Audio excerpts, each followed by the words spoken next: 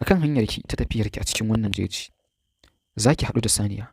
Idan ta yi miki tayi, kada ki karɓa, ki ba ta ciyawa ki wuce. Za ki haɗu da zakara. Idan ya yi miki tayi, kada ki karɓi tayinsa, ki ba shi gero ki wuce.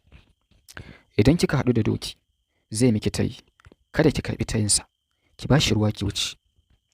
Sannan idan kin haɗu da tsuntsu, zai miki tayi, ki karɓi tayinsa ki hau gadon bayansa. Yana gaya mata haka sai ya farka. Farka wanda za ta yi, sai ta ga gari ya waye har rana ta fito. Ta yi ta mamakin wannan mafarki, domin tunda take mafarkai biyu da suka gabata, ba ta yi mamakin su kamar wannan na ukun ba. A ranta take cewa, shin me ke shirin faruwa da ni? Ta tashi ta sauka ta yi taimama, ta yi sallah.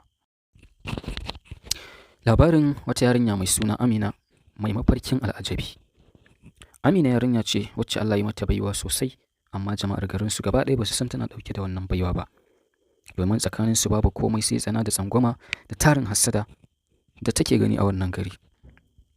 Wannan ya sa har Amina ta gaji da rayuwa, domin ta kai ga ko zuwa guri ta yi sai dai kaga ana watsewa.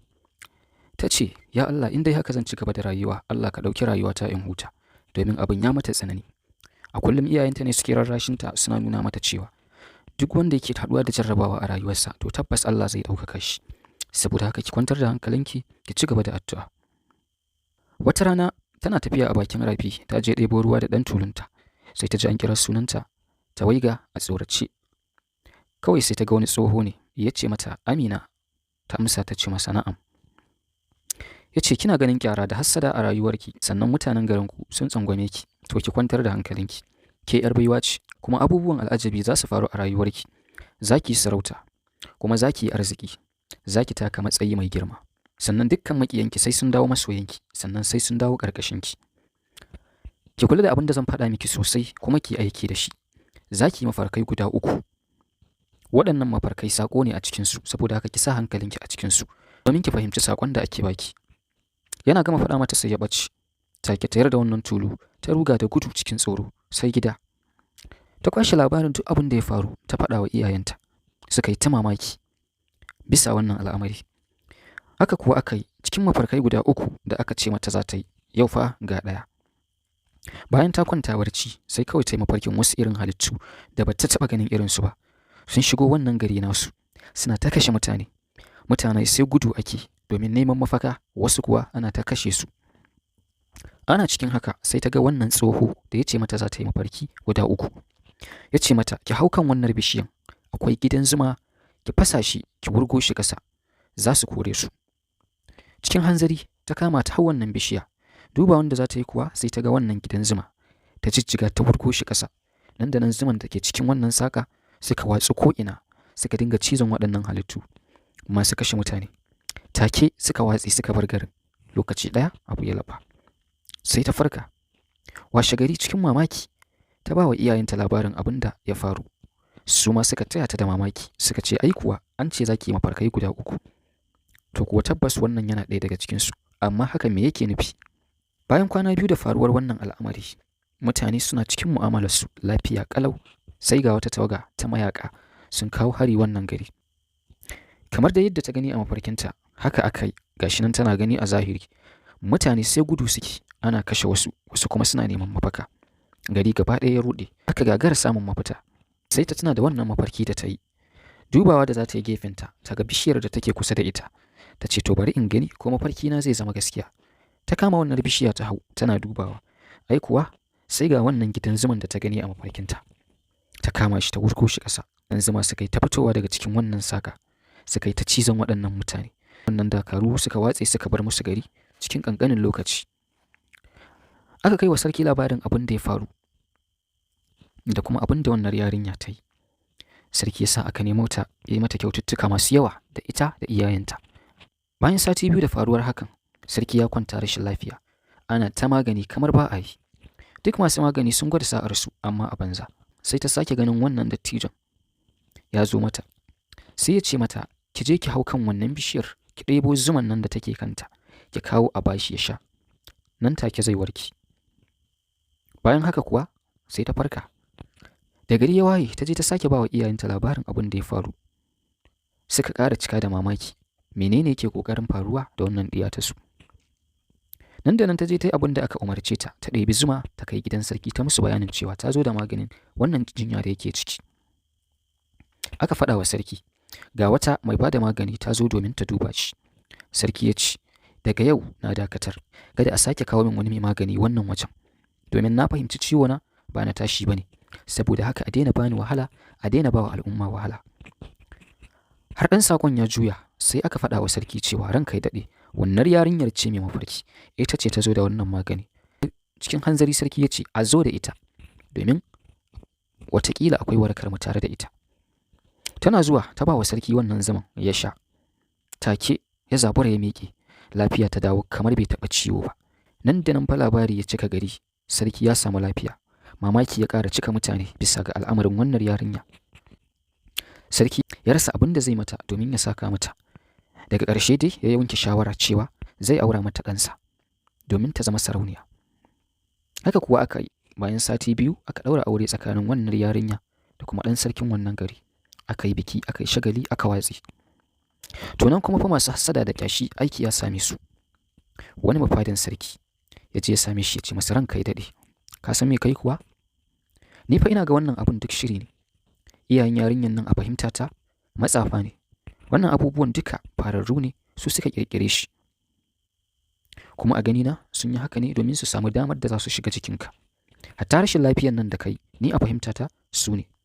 Ina jin tsoro kada su yi amfani da wannan damar ta samun kusanci da kai, su kashe ka, su kwace mulkinka. Nan fa hankalin sarki ya tashi. Yasa aka nemo iyayen yarinyan nan, yayi ta tuhumar su faɗa masa gaskiya ko ya sa a kashe su. Suka yi ta masa magiya suna cewa su basu san komai bisa ga wannan al'amari ba. Su dai iya abin da suka sani, al'amarin yarinyar su kaddara ce daga Allah. Sarki da ya ga abin nasu ba mai canjawa bane, yasa aka ja su aka je aka kashe su. Yarinyar nan da ta ji labarin abin da ya faru da iyayenta, ta yi kuka har ta gaji. Nan fa ta faki idon mutane ta gudu ta shiga jeji. Ta yi gudu har ta gaji kamar ranta zai fita. Da sarki ya samu labarin cewa ta gudu, ya sa masu dawakai suka bi ta domin a kamo ta, ita ma a haɗa da ita a cikin hukunci. Masu dawakan nan suka shiga jeji suka bazu, suka yi nema har suka gaji, amma babu ita, babu alamarta. Haka suka gama suka dawo. Ta yi gudu a cikin jeji har ta gaji. Gashi kuma yanzu dare ya mata a dokar daji. Bata san kuma ya za ta ƙare ba. Ta yanke shawaran ta hau kan bishiya ta kwana domin gujewa abubuwan da ke iya cutar da ita. Ta kama kan bishiya ta hau ta kwanta. Lokaci ɗaya saboda gajiya bacci ya ɗauke ta. A lokacin kuwa ta yi mafarki na 3. Bayan ƙaramin lokaci da fara baccinta, ta yi mafarkin wannan dattijo ya zo mata a karo na 3. Ya ce mata, ki haƙuri da duk abin da yake faruwa da ki. Wannan duka matakin nasara ne. Abin da zan gaya miki shine, akan hanyarki ta tafiyarki a cikin wannan jeji, za ki haɗu da saniya. Idan ta yi miki tayi, kada ki karɓa, ki ba ta ciyawa ki wuce. Za ki haɗu da zakara. Idan ya yi miki tayi, kada ki karɓi tayinsa, ki ba shi gero ki wuce. Idan kika haɗu da doki, zai miki tayi, kada ki karɓi tayinsa, ki ba shi ruwa ki wuce. Sannan idan kin haɗu da tsuntsu, zai miki tayi, ki karɓi tayinsa ki hau gadon bayansa. Yana gaya mata haka sai ya farka. Farka wanda za ta yi, sai ta ga gari ya waye har rana ta fito. Ta yi ta mamakin wannan mafarki, domin tunda take mafarkai 2 da suka gabata, ba ta yi mamakin su kaman wannan na 3 ba. A ranta take cewa, shi me ke shirin faruwa da ni? Ta tashi ta sauka ta yi taimama, ta yi sallah. Bayan kankanin lokaci tana cikin tafiya akan hanyarta, sai ta haɗu da wata saniya. Sai ta ji saniya tana mata magana, Amina Amina yar baiwa, idan kina so ki tatsi nono na ki sha, za ki yi farin jinin da duk duniya kowa sai ya so ki. Idan kuwa ba ki bukata, to ki bani ciyawa in ci. Da ta tsinki ciyawa ta ba wannan saniya, ta ci gaba da tafiyarta. Can sai ta sake haɗuwa da zakara. Zakara ya dube ta ce, Amina Amina yar baiwa, idan kina so, zan nuna miki inda taska take a cikin jejin nan. Idan kika tona, za ki samu dukiyar da sai kin yi suna a duniya. Idan kuwa ba kya so, ki bani gero in ci. Ta ɗebi gero ta watsa wannan zakara, ta ci gaba da tafiyanta. Bayan wani ɗan lokaci akan hanyarta, ta sake haɗuwa da doki. Wannan doki ya mata magana ya ce, Amina Amina yar baiwa, idan kina so, ki hau bayana domin in rage miki wahalar wannan tafiya. Daga nan ko ina za ki je, zan iya kai ki. Idan kuwa ba kya bukata, ki bani ruwa in sha. Ta ɗebi ruwa ta bashi ya sha, ta ci gaba da tafiyarta. Tana cikin tafiyarta sai ta haɗu da wani ƙaton tsuntsu wanda aƙalla girmansa ya kai na jimina. Ya sauko kusa da ita. Ya ce mata, Amina, Amina, ‘yar baiwa, idan kina so ki hau bayana, zan kai ki duk inda kike so. Idan baki san inda zaki je ba, zan kai ki inda yafi dacewa da ki, domin na san kina cikin matsala. Idan kuwa ba kya so, to ki bani turare in ci gaba da tafiyata. Sai ta kama ta hau bayan wannan tsuntsu. Lokaci ɗaya tsuntsun nan ya shilla da ita, ya yi sama. Ya shige har sararin samaniya ta yadda daga ƙasa ba za ma ka iya ganin su ba. Ya yi ta gudu ta ita, ya yi ta gudu ta ita, ba ta san ina za a je ba. Aƙalla wannan tsuntsu ya kai kwana 2 da rabi a sama yana gudu da ita. Sai dai idan ta gaji bacci ya ɗauke ta. Idan ta gaji ta farka ta ga dai har yanzu ana cikin gudu. Ita dai ba ta san ina za a je ba. A wuni na 3 wannan tsuntsu ya lulaƙa ya yi ƙasa ya sauke ta a wani irin gari wanda ba ta taɓa ganin irinsa ba. Gari ne mai cike da abin mamaki. Domin dukkan mutanen garin cikin fara'a suke rayuwa, ba za ka taɓa ganin wani da fushi ba. Sannan dukkan mutanen garin suna da haske a goshinsu mai launi-launi. Wani za ka ga haskensa shuɗi ne, wani za ka ga haskensa fari ne, wani za ka ga haskensa rawaya ne. Kowane ɗan adam a cikin wannan gari hasken da ke goshinsa ba irin na ɗan uwansa ba ne. Babban abin da ya fi bata mamaki kenan. Bayan saukarsu sai ta ga wannan tsuntsu ya rikide ya zama kyakkyawan mutum saurayi. Sai ya ce mata, ki kwantar da hankalinki, kada ki ji tsoro. Ni ba aljani ba ne, mutum ne ɗan uwanki. Kuma na je ne domin in taimaka miki, domin na samu labarin duk abin da yake faruwa da ki. Ni ɗan sarkin wannan garin ne. Kuma wannan dattijo da yake zuwa a baccinki yake gaya miki duk abin da zai faru da ki, kakana ne, kuma ya yi haka ne domin ya taimake ki. Nan da nan ya kama hannunta suka shiga cikin wannan masarauta. Shigar su ke da wuya. Ta ga ashe duk abin da ta gani a waje na abin mamaki ba ta ga komai ba, domin ta ga sarauta iya ganinta. Ta ga mulki irin wanda ba ta taɓa gani ba. Nan fa ta zama babu abin da yake gabanta sai dube-dube da kalle-kalle. Ya kama hannunta ya shiga da ita har cikin masarautarsu, kai ta gaban mahaifinsa, wato sarkin da yake mulkin wannan gari. Suka zube a gabansa, da kallonsa ta sunkuyi da kanta, domin ta ga hasken da yake goshinsa ba irin na sauran mutanen da take gani a wannan gari ba ne. Haskensa yana da yawan da idanta ba zai iya ɗauka ba. Sarkin nan ya yi murmushi ya ce, na san idanki ba zai iya ɗauka ba saboda baki saba ganin hasken mu ba. Amma ki kwantar da hankalinki. Ke ma kin shigo duniyar haske. Daga yau za ki samu rawanki. Sannan za mu mai da ke garin da kika fito. Za ki ɗauki fansa akan abin da aka miki. Za kuma ki zama ke ce da sarautar wannan gari. Haka kuwa aka yi. Sarkin nan ya sa hannu ya dafa goshinta. Sai ta ji jiri yana ɗibanta. Lokaci ɗaya da ya ɗauki hannunsa akan goshinta sai ta ga wani haske bau ya bayyana akan goshinta. Shin menene amfanin wannan haske? Tambayar da ta yi wa kanta kenan a cikin zuciyarta. Dan sarkin nan ya yi murmushi ya ce mata, wannan haske zai zama kariya ce a gare ki, zai zama kuma taimako ne a gare ki, domin daga yau babu wanda ya isa ya cutar da ke matuƙar kina ɗauke da wannan haske. Sannan zai bambanta ki da sauran mutane. Duk inda kika je za a gane cewa kina ɗauke da wata baiwa ta musamman. Abin da ya sa kika ga wannan gari kowa yana ɗauke da wannan haske. Iya hasken nan asalinsa namu ne, mu da muke da mulkin wannan gari. Amma saboda fama da muke yi da mayaƙa masu shigowa su farmake mu, muka rarraba wa kowa hasken nan a cikin wannan gari. Wannan ce ta sa muka samu lafiya daga mahara da mayaƙa. Domin duk ɗan cikin garin nan da yake ɗauke da wannan haske, babu abin da za a iya yi masa na cutarwa ya tasiri a kansa, ko da a zahiri ko da a baɗini.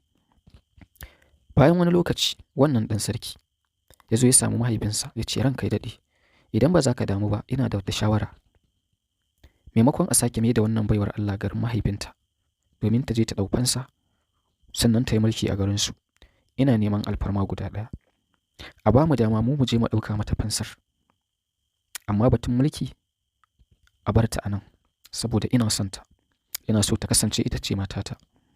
Sannan idan mulki ne, na san mulkin da za ta je ta yi a wancan garin ko kama kafan rayuwar wannan garin bai yi ba. Sarki ya yi murmushi ya amince da shawarar ɗansa. Washe gari aka shirya dakaru suka je suka yaƙi wancan sarki, suka kashe shi, suka bar wannan gari. Sannan suka dawo aka ɗaura auren wannan yarinya Amina da ɗan sarkin garin nan.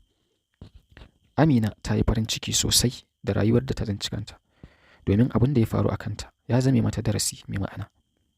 Ta kasance a yau ita matar ɗan sarki ce. Mulki da iya mulki, sannan kuma ga soyayya da take gani daga wurinsu.